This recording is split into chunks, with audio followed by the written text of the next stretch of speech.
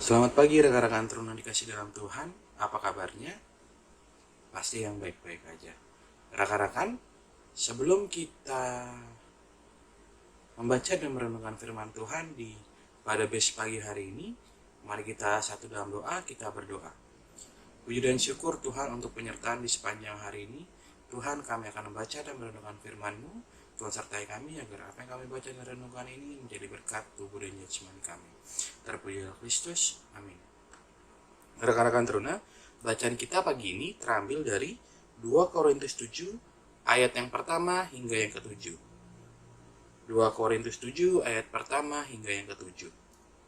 Yang berbunyi, saudara-saudaraku yang kekasih, karena kita sekarang memiliki janji-janji itu, marilah kita menyucikan diri kita dari semua pencemaran jasmani dan rohani, dan dengan demikian menyempurnakan kekudusan kita dalam takut akan Allah. Berilah tempat bagi kami di dalam hati kamu. Kami tidak pernah berbuat salah terhadap seorang pun, tidak seorang pun yang kami rugikan, dan tidak dari seorang pun kami cari untung. Aku berkata demikian bukan untuk menjatuhkan hukuman atas kamu, sebab tadi telah aku katakan bahwa kamu telah beroleh tempat di dalam hati kami, sehingga kita sehidup semati. Aku sangat berterus terang terhadap kamu, tetapi aku juga sangat memegahkan kamu. Dalam segala penderitaan kami akan sangat terhibur, dan sukacita melimpah-limpah. Bahkan ketika kami tiba di Makedonia, kami telah beroleh ketenangan bagi tubuh kami. Di mana-mana kami mengalami kesusahan, dari luar pertengkaran dan dari dalam ketakutan. Tetapi Allah yang menghiburkan orang yang rendah hati telah menghibur kami dengan kedatangan Titus.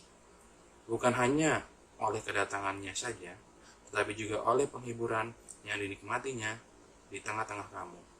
Karena ia telah memberitahukan kepada kami tentang kerinduanmu, keluhanmu, kesungguhanmu untuk membelaku, sehingga makin bertambahlah sukacitaku. Terpujilah Kristus, haleluya.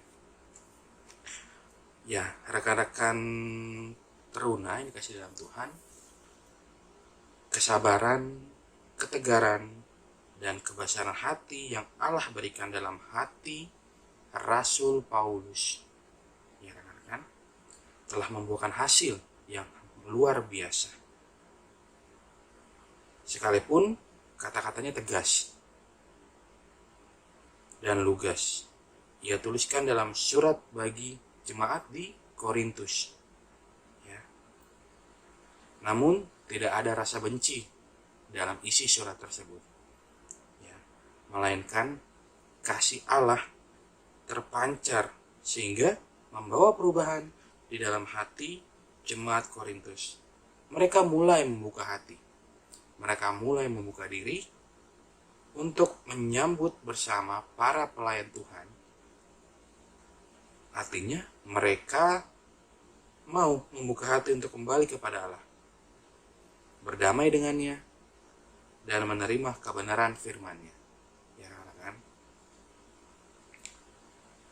Sehingga Titus membawa berita yang menghibur hati Paulus. Ya rekan-rekan, bahkan juga jemaat Korintus telah menyadari hal tersebut, yaitu membuka hati untuk diubahkan oleh Allah. Ya rekan-rekan, jadi jemaat Korintus ini sudah membuka hati untuk diubahkan oleh Allah. Nah, tidak ada seorang pun yang hidup benar di hadapan Allah, kecuali jika hidupnya dibenarkan dan mendapatkan pembenaran dari Allah. Kuncinya adanya kesadaran dan kemauan untuk membersihkan diri dari semua perbuatan cemar secara jasmani dan rohani, serta hidup kudus dalam takut akan Allah. Teladan apa yang sudah Rasul Paulus berikan, yaitu melalui caranya menghadapi pertentangan dengan jemaat Korintus itu sendiri. Kasih Allah menjadi dasar baginya. Mengapa? Karena ia telah terlebih dahulu mendapatkan kasih Allah. Rasul Paulus lebih duluan mendapatkan kasih Allah, sehingga Rasul Paulus menyebarkan kasih Allah itu ke jemaat di Korintus. Bahkan kasih Allah yang telah menangkap dan menyatakan kesalahannya dan mengampuninya. Jadi kasih Allah ini luar biasa, rekan-rekan teruna. Jadi jika kasih Allah itu sudah memberikan atau mengampuni kita, masih adakah alasan baginya atau bagi Paulus ketika menyebarkan kasih Allah untuk tidak disebarkan ke jemaat Korintus? Seharusnya tidak ada alasan lagi, karena Paulus sudah merasakan kasih Allah yang luar biasa yang harusnya dibagikan berita yang baik itu ke jemaat Korintus. Karena itulah ia mampu merendahkan hatinya serta memohon kepada mereka, berilah, pada ayat yang kedua sampai yang ketiga, berilah tempat bagi kami dalam hati kamu. Kamu telah beroleh tempat di dalam hati kami, sehingga kita sehidup semati. Amin. Rekan-rekan teruna, kita akan menutup firman Tuhan pada hari ini.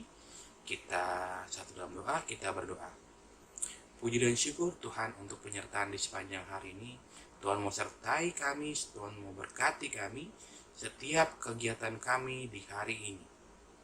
Tuhan, kami percaya dengan tangan kasih-Mu, Tuhan selalu mendampingi dan menuntun kami pada hari ini dan seterusnya, Tuhan. Tuhan, juga kami berdoa untuk rekan-rekan kami yang dalam keadaan sakit. Tuhan mau sembuhkan, Tuhan mau berikan dokter yang terbaik, Tuhan mau berikan obat-obatan yang terbaik, agar apa yang mereka minum dan mereka makan masuk dalam tubuhnya itu menjadi kesehatan baginya. Tuhan, doa permohonan ini kuserahkan ke dalam tangan pengasihan-Mu. Terpujilah Kristus. Amin. Rekan-rekan teruna, selamat beraktivitas. Tuhan Yesus memberkati. Dadah.